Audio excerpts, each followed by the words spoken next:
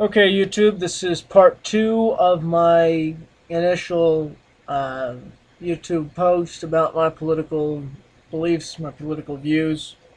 Enjoy.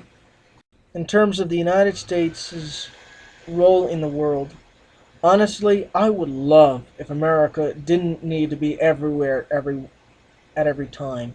I honestly would love that. I'm just to this another point. I'm probably going into the Marines at some point. Um, I don't know if it's going to be after college. Probably not. It's probably going to be during college. Maybe get Marines to pay for college partly.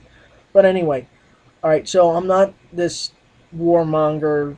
Okay, I understand. And my uncle was in the military. My grandfathers were in the military. Okay, I understand the toll that war takes. Okay, not firsthand, but I understand as best someone can that's in this position, not knowing it firsthand. But sometimes a war is necessary. Okay, for example, World War II, that was necessary. America had to get involved because if we didn't, Hitler riding through Europe, killing all the Jews. Um, Sadly, very sad.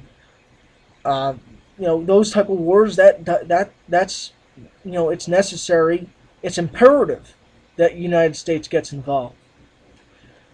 Afghanistan, same deal there. I know a lot of people are saying we should be out of Afghanistan now, but think about it.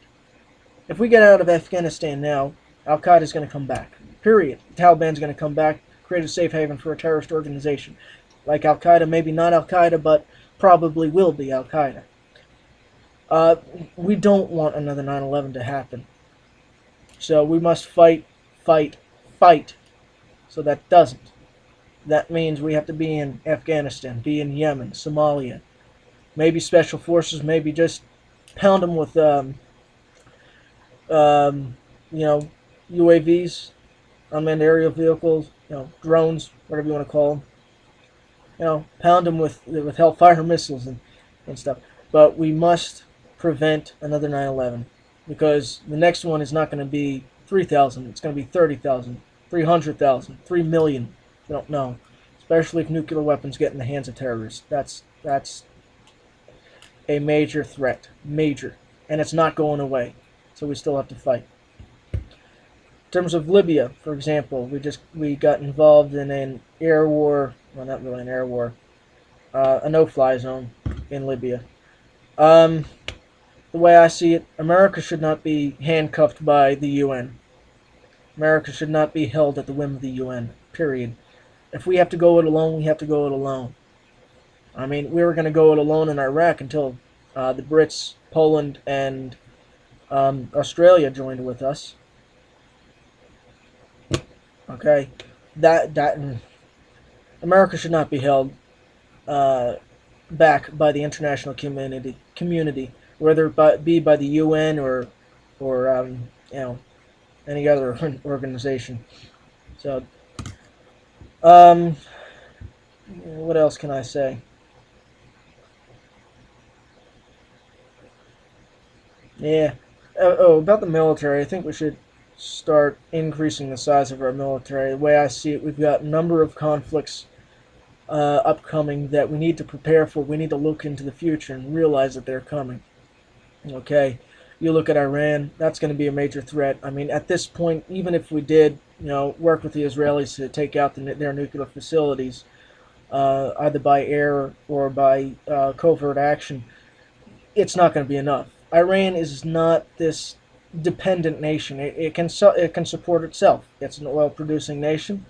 It's not a third world country. It's probably more appropriately characterized as a second world nation.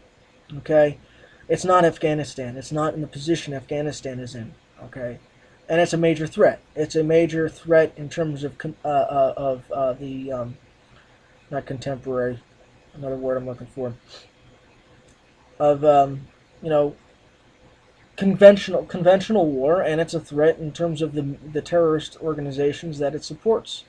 They're proxies: Hezbollah, Hamas, Islamic Jihad. all those nutcases.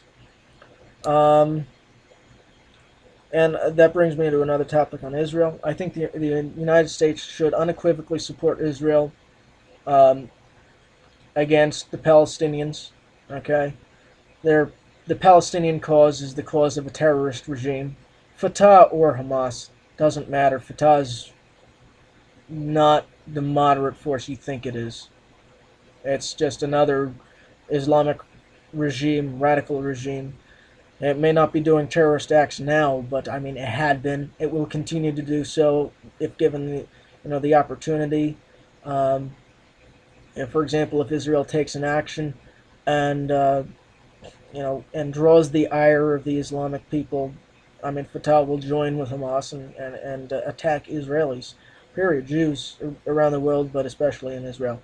So I mean, energy independence. There we go. Energy and the environment.